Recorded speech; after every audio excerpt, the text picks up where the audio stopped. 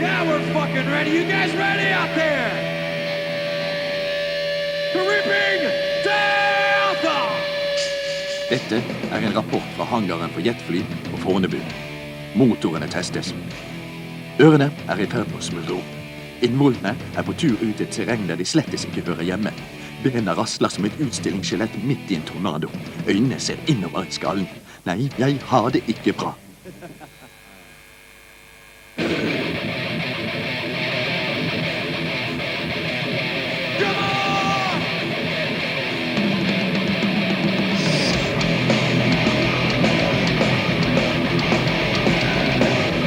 Dette en rapport fra gårsdagens Metallica-konsert i Oslo Spektrum. Bandet står på scenen. Ørene borte. Innvollene har forlatt meg. Bena i knas. Øynene sitter i nakken. Jeg hadde foretrukket Fornebu.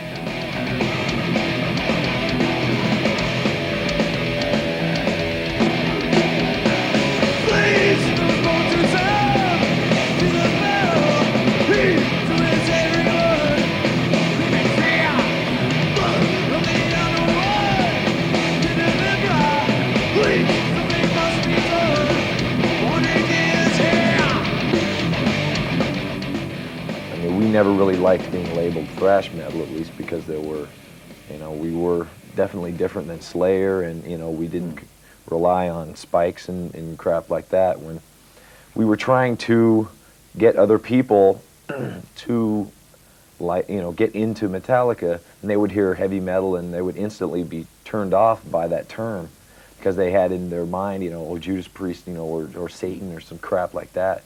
And that's not what Metallica was all about, so.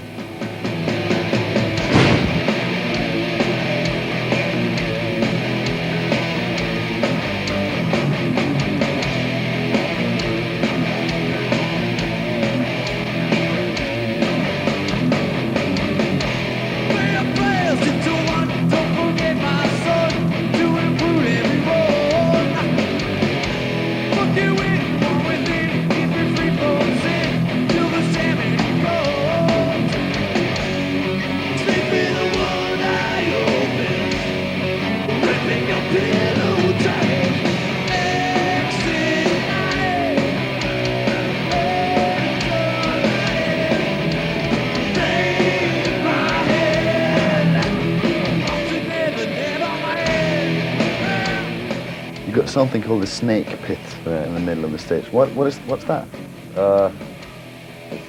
Yeah, the snake pit. Actually, it's also called the spit pit because there's a lot of spit hits on them. But it's actually people. The crowd is on the stage. They get to see very close what goes on. It's pretty good for people who have seen the band before to see it in a whole different way. It started out, it's basically a hole in the center of the stage, and it was supposed to have some production things, crosses or some crap like that. And they started talking about inflatable things. It was like, no. So management came up with the idea, put some of the audience in the middle, on the stage. It's like, no, that can't happen. And once someone puts an idea in our head, we got to do it. At the same time, you're not so worried about photographer or filming on video or recording your concerts. Why do you give people the chance to do that? Well, the bootleg situation got really out of hand. At least in the United States, there was a lot of video bootlegs. In Europe, there's more, LPs and CDs. We wanted to basically put a lot of bootlegs out there, so everyone, it wasn't such a big thing to have a Metallica bootleg and want to buy all these things. And we thought it was extra cool, I guess, for the fan to film it himself, so he doesn't go buy a bootleg and it's not even Metallica or some shit like that. They don't get ripped off. Should you actually overfeed the market? Yeah, basically flood it with all that bootleg. Rent musikalsk selvfølgelig Metallica for amøber å regne. Det da ikke heller musikk dette dreier seg om. Dette et psykologisk og moralsk oppbyggingstiltak for arbeidsløs ungdom. Hvis Metallica kan bli millionærer på ingenting, ja, hvorfor kan ikke du?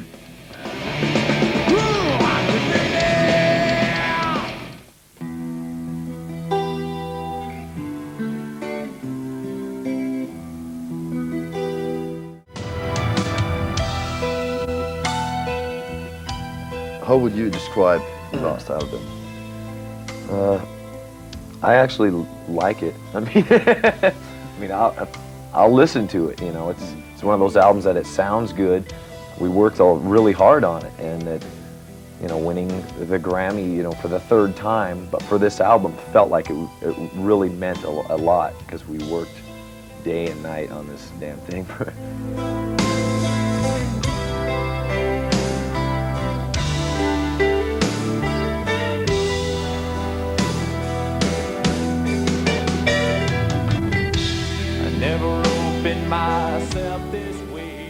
We didn't know much about video itself. I mean, we're still learning about recording, you know, albums. And we very much like to feel in control of what we're doing with Metallica. And at that time, when everyone was doing videos, oh, you know, you've got a song that's popular, you do a video for it. And like around Master of Puppets, we were thinking of doing, you know, a video for one of the songs, and it just wasn't the right time. We didn't feel we had enough control over it. And MTV, which is, you know, MTV, they make or break a lot of bands. And we wanted to be in control of them, you know, here's our video, play it like it is, you know. We didn't want them to edit it and you know, they came to us for a video, basically, and that's what we wanted. What they do, never care for what they know, and I know, yeah.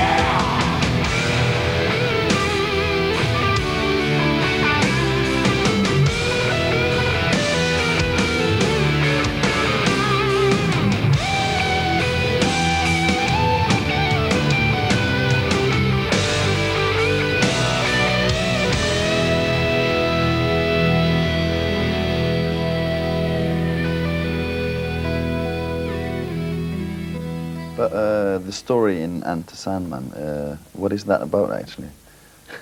I can... About 3.5 minutes. Yeah. Nightmares, you know, and children, how little things spark big ideas in their heads, you know. They're easily molded, you know. And, I mean, Sandman, the Sandman is a fictional character in, I guess, American folklore, where it's a little man that, you know, when you're sleeping, he comes into your room and puts sand in your eyes, so when you wake up, you know, you have this stuff in your eyes, and it makes you dream. So, you know, I don't want a little man in my room. You know, kids are, you know, they make huge, you know, ideas out of the whole thing.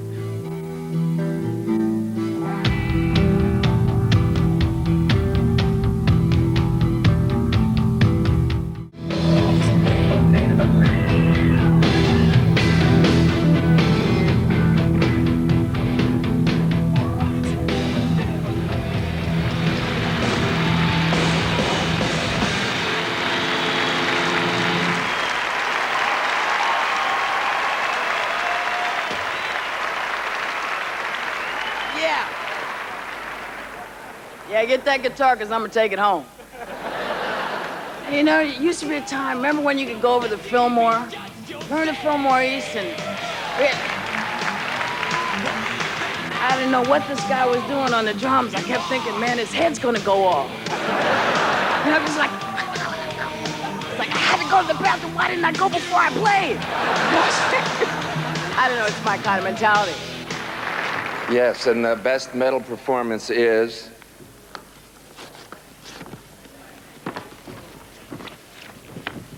Roy Rogers. All right, Roy. Metallica. Ho, ho, ho, ho! Couldn't they give us a few more minutes after that?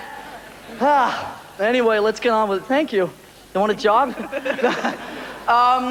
Let's see. I think the first thing we got to do is, obviously, like you guys were expecting, we got to thank Jethro Tull for not putting out an album this year, right?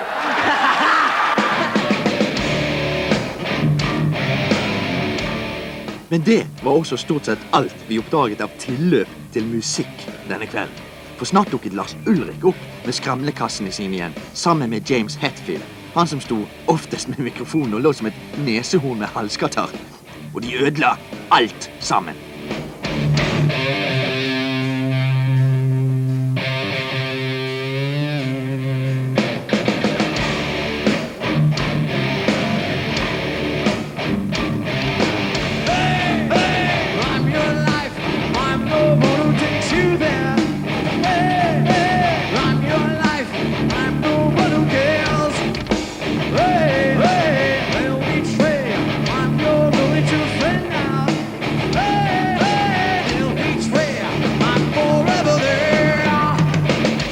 don't have any support act this time. Why not?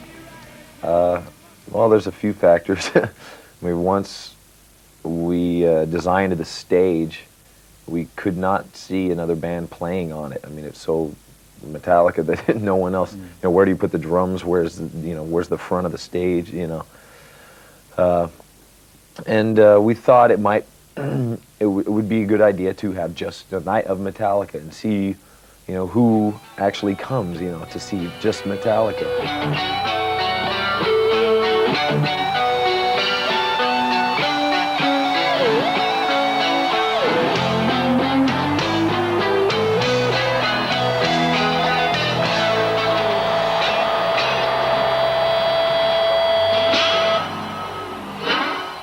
Things started going wrong about halfway through Metallica's set when a stage prop exploded, inflicting second-degree burns on James Hetfield's arms and legs. The band was forced to terminate its set, promising the crowd it would return to play a makeup show, and Hetfield was taken to a nearby hospital for treatment. There was an incident with the pyrotechnics. Unfortunately, James is on his way to the hospital right now, and we're very sorry, but we can't continue the concert for you guys tonight. But we promise you one thing for Metallica, and you know that we always good by our words. We will come back and finish our concert and play again for you as soon as we can within the next couple of months. Thank you, Montreal. We're sorry, okay? Thanks for being so patient. Thanks a lot. What happened actually? Pyro, miscommunication. I guess between the pyro man and myself, we didn't quite know what was going on enough. Right.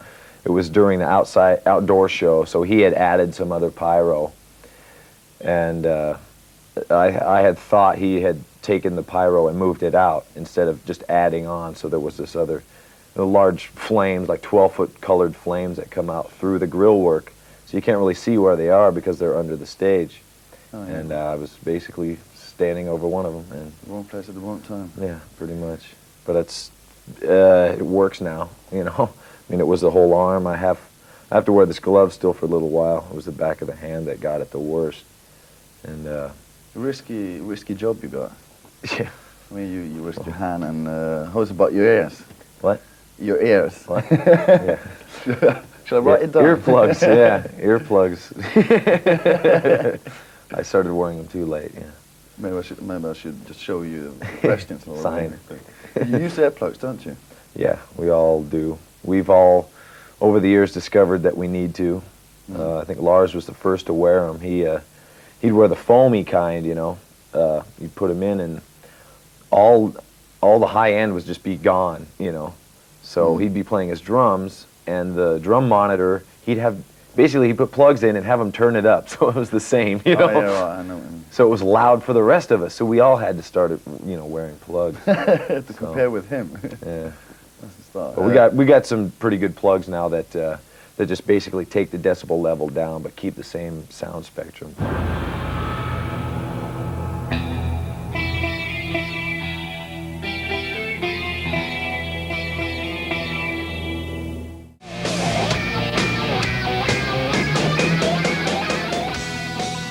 You've been out touring now for how long?